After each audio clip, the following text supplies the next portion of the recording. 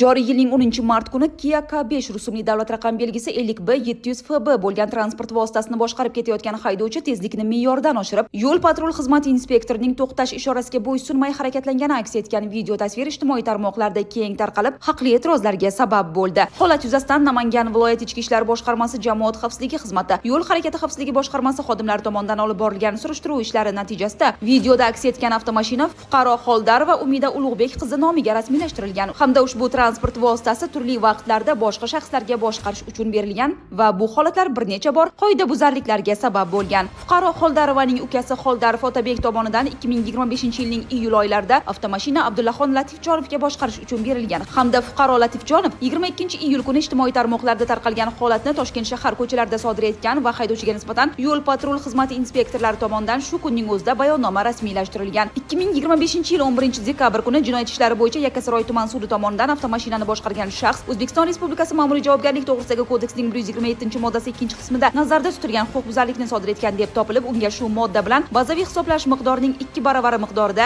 jarima jazosi tayinlangan. Shuningdek, 2025-yilning avgust oyida ham fuqaro Xoldarov opasiga tegishli avtomashina boshqaruvini yana bir tanishi Behzod Isomidinovga topshirgan. Mazkur shaxs tomonidan sodir etilgan qoidabuzarlik holati ham video tasvirlarga olinib, ijtimoiy tarmoqlarga tarqatilgan va ushbu holat yuzasidan 2025-yil 26-avgust kuni jinoyat ishlari bo'yicha Namangan shahar sudi tomonidan haydovchiga nisbatan O'zbekiston Respublikasi Ma'muriy javobgarlik to'g'risidagi kodeksning 128-moddasi 2-qismi, 128-10-moddasi 1-qismi, 127-moddasi 2-qismi va 135-moddasi 2-qismida nazarda tutilgan huquqbuzarlikni sodir etganlik holat yuzasidan ma'muriy ish ko'rib chiqilib, huquqbuzarga nisbatan 10 sutka ma'muriy qamoq jazosi tayinlangan. Bundan tashqari Xoldarov Otabekka ham Ma'muriy javobgarlik to'g'risidagi kodeksning 127-moddasi 2-qismida nazarda tutilgan huquqbuzarlikni sodir etganligi uchun sud tomonidan bazaviy hisoblash miqdorining 3 baravari miqdorida jarima jazosi tayinlangan. Qoidabuzarlik uchun berilgan jazolardan tegishli xulosa olmagan shovvozlar bu gal ham ayni shu transport vositasini yuqori tezlikda boshqarib, harakat xavfsizligini ta'minlay olmay, joriy yilning 3-mart kuni soat 21:45lar chamasida Davlatobod tumani hududidan o'tgan Farg'ona halqa yo'li D105 avtomobil yo'lida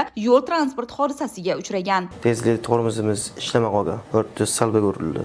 O'sha mashinada avariya bo'ldingiz yana? O'sha mashinada. Oldingi videoda chiqqan mashina bilan, demak avariya bo'lgan mashina bitta. Bitta. Xulosa oldim, pushaymon bo'ldim. Ishtimay ko'z ochildi endi bu safarga.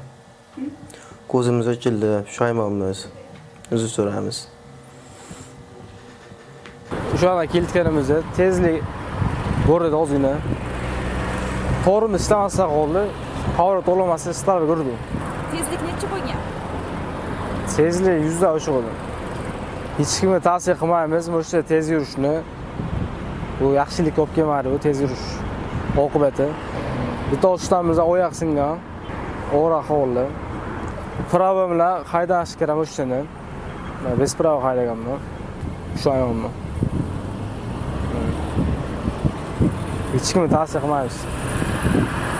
Ushbu holat barcha haydovchilar uchun saboq bo'lishi lozim. Avtomashinangizni haydovchilik guvohnomasi va tajribasi yo'q shaxslarga aslo topshirib qo'ymang. O'zingiz esa yo'l qoidalariga amal qiling. Qoidalar sizning va boshqa harakat ishtirokchilarining xavfsizligi uchun joriy etilgan. Shunday ekan, uni mensimasangiz va buzib harakatlansangiz yoki mablag'ingizga yoki joningizga ziyon yetishi mumkinligini unutmang.